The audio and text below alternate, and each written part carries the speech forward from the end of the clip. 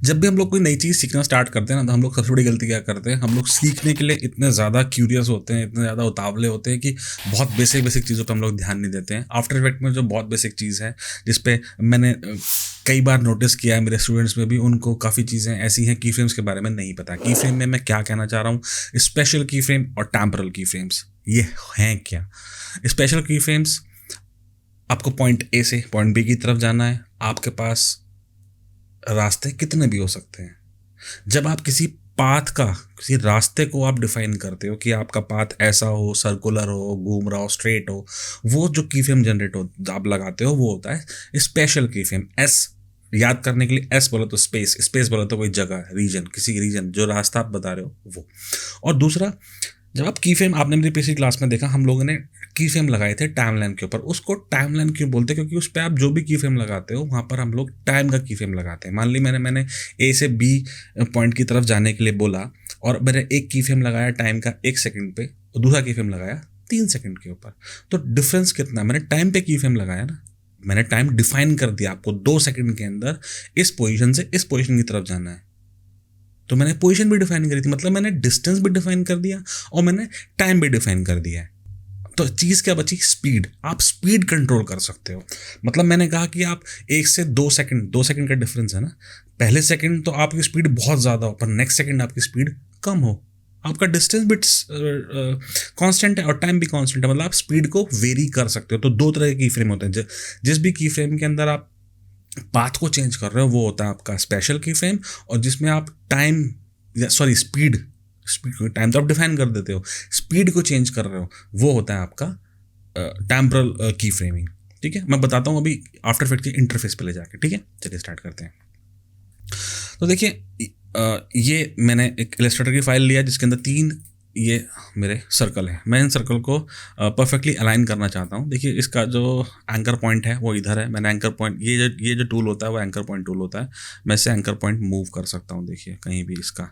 अब ये इस एंकर पॉइंट के अकॉर्डिंगली, देखिए मैंने स्केल, अगर इसका मैं कम ज़्यादा करूँगा तो वो उस एंकर पॉइंट को रेफरेंस लेके स्केल चेंज हो रहा है। अगर आपको एंकर पॉइंट अब वापस इसकी पोजीशन पे लेकर आना है वापस, तो आप इस एंकर पॉइंट टूल के ऊपर कंट्रोल दबा के, देखिए मैंने कंट्रोल दबाया, इस लेयर को सेलेक्ट किया और मैंने कंट्रोल दबा के यहाँ पर डबल क्लिक किया, तो इसका एंकर पॉइंट इसकी सेंटर में आया था। ठीक है, अब फिर मैंने वापस सिलेक्शन टूल लिया। अब मैं चाहता हूँ कि ये जो 3 मेरे जो शेप हैं वो परफेक्टली वर्टिकली अलाइन हो जाए, इक्वल डिस्टेंस। तो आप क्या कर सकते हो, विंडोज़ में जाके अलाइन पैनल ऑन करिए, और ये देखिए यहाँ पे आ रहा है डिस्ट्रीब्यूट वर्टिकली। जैसे इस पर मैं क्लिक करूँगा तो उसने उनको अलाइन कर दिया। अगर मैं डिस्ट्रीब्यूट हॉरिजॉन्टली भी कर दूंगा तो हॉरिजॉन्टली अलाइन कर दिया इन तीनों को।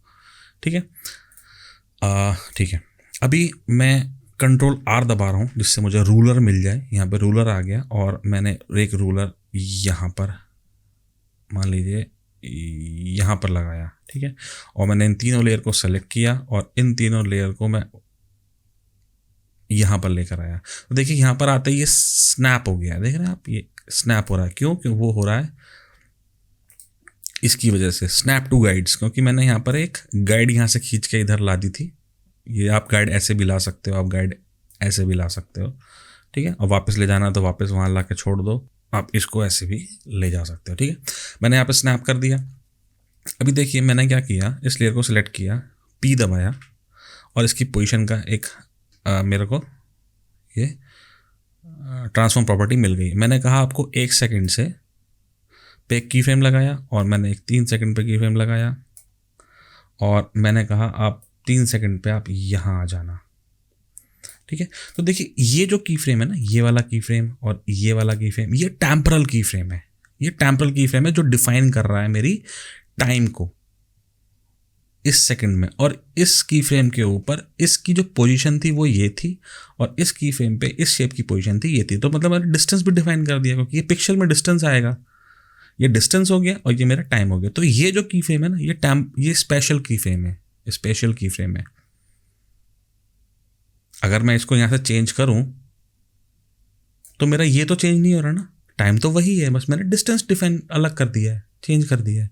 तो ये मेरा जो की फ्रेम है ये मेरा स्पेशल की फ्रेम है। और ये जो की फ्रेम है, देखो इसको मैं चेंज करूँगा तो इस की फ्रेम में कोई चेंजेस नहीं आ रहे हैं, क्योंकि ये पाथ के ऊपर की फ्रेम है, ये स्पेशल पाथ का की फ्रेम है और ये टेम्परल की फ्रेम है। ओके, मैं कंट्रोल Z करके वापस करता हूँ, इतना आपको शायद समझ में आ गया होगा। अभी देखिए मैं इसके ऊपर क्लिक करता हूँ, इस की फ्रेम के ऊपर या इस की फ्रेम के ऊपर क्लिक कर यहाँ मैंने, तो यहाँ मुझे मिलता है की फ्रेम इंटरपोलेशन, और इस पर क्लिक करूँगा तो यहाँ भी मुझे मिल रहा है की फ्रेम इंटरपोलेशन। अब मैं की फ्रेम इंटरपोलेशन के ऊपर क्लिक करके खोलता हूँ तो एक डायलॉग बॉक्स खुलकर आता है जिसके अंदर दिखाता है कि टेम्परल इंटरपोलेशन, मतलब टेम्परल की बात कर रहा हूँ तो इस की फ्रेम की बात कर रहा हूँ।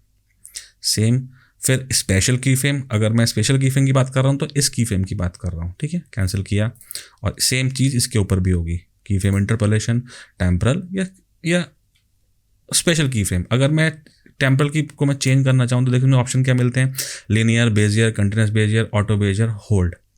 अगर मैं इसको बेजियर कर दूँ, टेम्परल को, इस वाले को टेम्परल को मैंने किया बेजियर, ठीक है, और जो स्पेशल इसको है इसको मैंने ऑटो बेजियर छोड़ दिया। ओके, तो देखिए इसका साइन कैसा हो गया है, चेंज हो गया है, डमरू सा बन गया है ना ये डमरू सा बन गया है। ओके, इतना आपको समझ में आया। मैं इसको वापस इंटरपोलेशन में जाकर इसको मैं कर देता हूँ लिनियर, और इसको मैंने कर दिया ओके। ठीक है, अभी मुझे एक चीज़ दिखानी थी, ये आपको समझ में आ गया कि स्पेशल की फ्रेम क्या होता है और टेम्परल की फ्रेम क्या होता है। ठीक है, अभी जो स्पेशल की फ्रेम है इसके अंदर जाकर मैं अगर इसको मैं कर दूं कंटिन्यूस बेजियर, ओके, तो मुझे हैंडल्स तो मिल ही रहे हैं।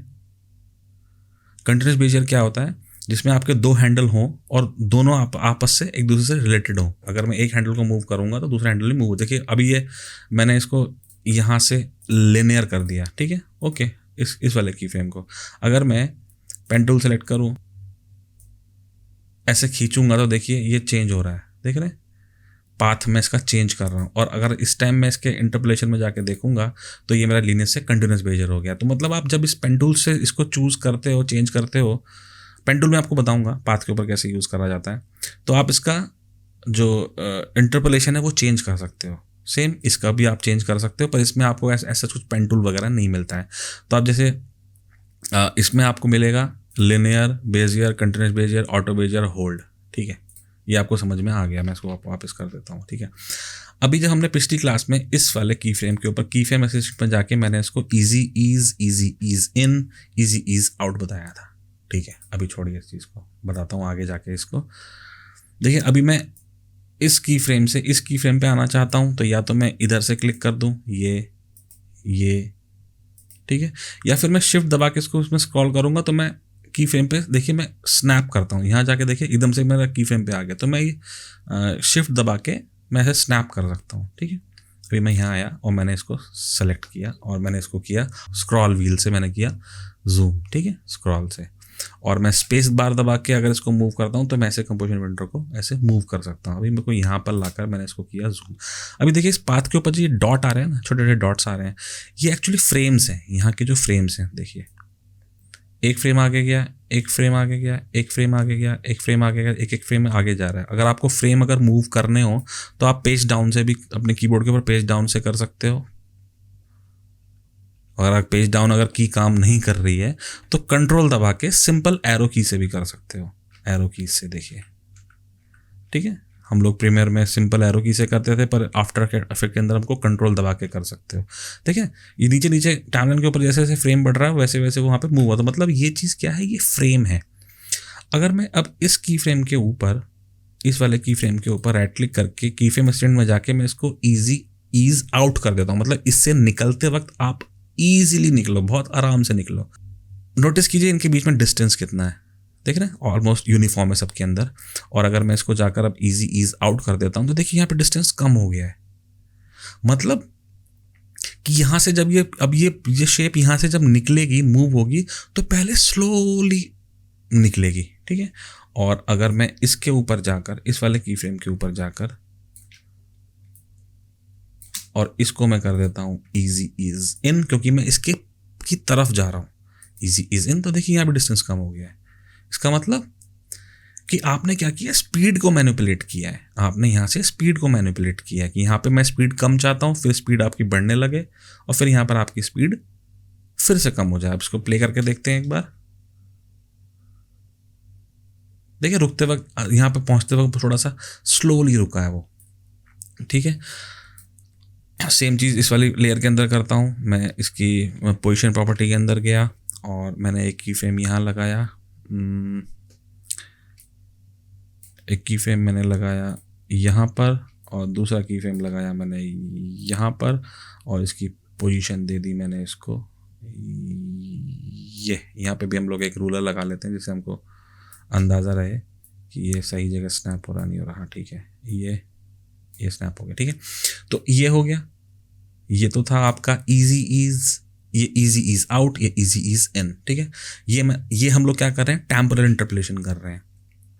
ओके, अभी देखिए एक चीज़ और दिखाता हूँ। अगर मैंने अब इसके अंदर यहाँ पर ये जो ग्रीन वाली लेयर थी, ये जो ग्रीन वाली लेयर है, इसके अंदर मैंने एक की फ्रेम और लगा दिया। यहाँ से आप एक की फ्रेम यहाँ पे मैंने लगा दिया। ठीक है, तो अब इस ग्रीन वाली लेयर के अंदर 3 की फ्रेम है, टेम्परल की फ्रेम। डिस्टेंस में मैं कोई चेंज नहीं कर रहा हूँ, स्पेशल की फ्रेम के अंदर मैं कोई चेंज नहीं कर रहा हूँ, वरना स्पेशल का भी देखिए मुझे पर ये मिला हुआ तो है ही, पर मुझे ये चेंज नहीं करना है, मान लीजिए। ठीक है, अब ये जो की फ्रेम है, ये वाला जो की फ्रेम है, इसकी बात करता हूँ। इसमें आप एंटर भी कर रहे हो, यहाँ पर आओगे तो एंटर करोगे, और जब निकलोगे तो आउट भी कर रहे हो। तो इस पर राइट क्लिक करके आप इसको कर सकते हो इजी ईज, जो कि होता है F9, इजी ईज। तो क्या होगा, अब ये वाला जो मेरा की फ्रेम है ये इजी ईज हो गया है। अब अगर आप अब इस लेयर के ऊपर यहाँ पर देखेंगे तो देखिए यहाँ पर जब इस वाले की फ्रेम के ऊपर, इस वाले की फ्रेम के ऊपर स्पीड यहाँ कम हो रही है और निकलते वक्त भी कम हो रही है। तो क्योंकि ये की फ्रेम हो गया है इजी ईज, ये था इजी ईज आउट, किया नहीं है easy ease out, easy ease out, control shift F9, ये था इजी ईज आउट कर दिया, और इस वाले की फ्रेम को मैंने कर दिया सिर्फ शिफ्ट 9। तो बोले तो ये क्या हो गया, ईज इन। और देखिए ईज इन का साइन देखिए कैसा होता है, इसकी तरफ आप जा रहे हो तो मतलब उस तरफ एरो कर रहा है, और जब जिससे निकल रहे होते हो तो उल्टी तरफ एरो करता है, और ये दोनों साइड एरो कर रहा है, देख रहे हैं आप, इधर दोनों साइड एरो सा दिखा रहा है। तो ये हुआ इजी ईज इन, इजी ईज आउट का फंडा, स्पेशल की फ्रेम का फंडा, और टेम्परल की फ्रेम का फंडा, ये की फ्रेम्स का। अभी एक चीज़ आती है कि मान लीजिए इसमें एक है कि मान लीजिए मैं इस की फ्रेम को मूव कर देता हूँ इधर, यहाँ पर ये मेरा की फ्रेम सेंटर में था, पर मैं चाहता हूँ उनको प्रोपोर्शनली ये मूव होने चाहिए, ये वाला सेंटर में आ जाए अपने आप। तो आप क्या कर सकते हो, इस की फ्रेम के ऊपर क्लिक करो, की फ्रेम इंटरपोलेशन के ऊपर जाओ, और जो देखिए रोविंग लॉक टू टाइम है ना, इसको आप कर दो रोव अक्रॉस टाइम। ओके, जैसे ही मैं इसको ओके करूँगा तो देखिए ये जो की फ्रेम है उसके सेंटर में आ गया। अगर मैं इसको, और मैंने इसको बोल दिया कि ये रोवर की फ्रेम है, ये रोवर की फ्रेम है, अब मैं इसको अगर मूव भी करता हूँ तो वो वाला की फ्रेम हमेशा सेंटर में ही रहेगा। देखिए, तो ये होता है रोवर की फ्रेम।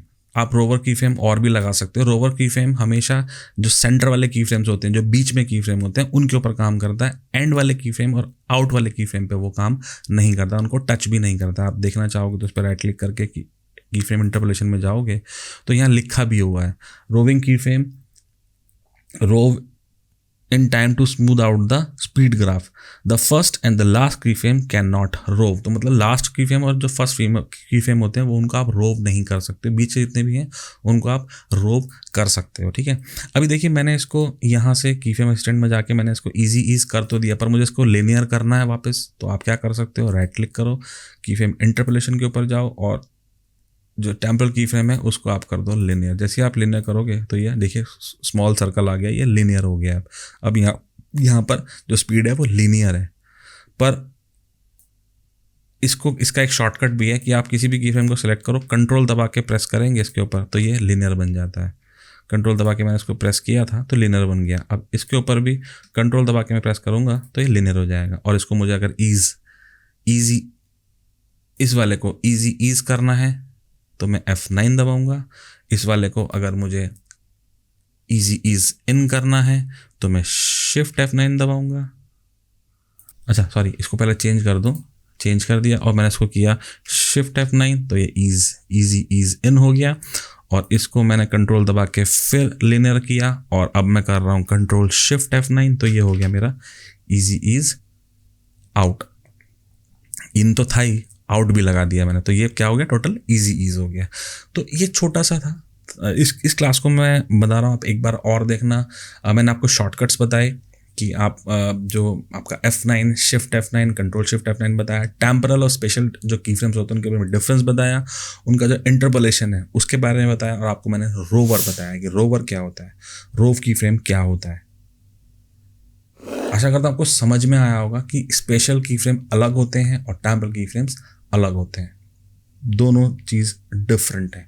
दोनों को आप कंटिन्यूस बेजियर उनको आप कर सकते हो, पर ज़्यादातर आपको जो भी करना होगा वो टाइमलाइन के ऊपर ही करना होगा, क्योंकि टाइमलाइन के अंदर आपको शॉर्टकट बता दिए F9 shift F9 control shift F9। इससे आप बहुत इजीली अपने स्पीड के जो शेप है उनके स्पीड को आप मैनिपुलेट कर सकते हो। ग्राफ एडिटर भी है एक, मैं नेक्स्ट क्लास में आपको ग्राफ एडिटर बताने वाला हूँ, पर उससे पहले मुझे ये चीज़ क्लियर करनी ज़रूरी थी, क्योंकि वरना ये रह जाता और आप लोगों को ये चीज़ जानने को शायद नहीं मिलती, कहीं और से मिल जाती है। चलिए, आशा करता हूँ समझ में आया हो। Okay, bye bye. सब्सक्राइब करो, लाइक करो, कुछ भी सवाल हो आफ्टर इफेक्ट्स प्रीमियर से रिलेटेड आप इसे कमेंट्स में पूछ सकते हैं। Okay, bye.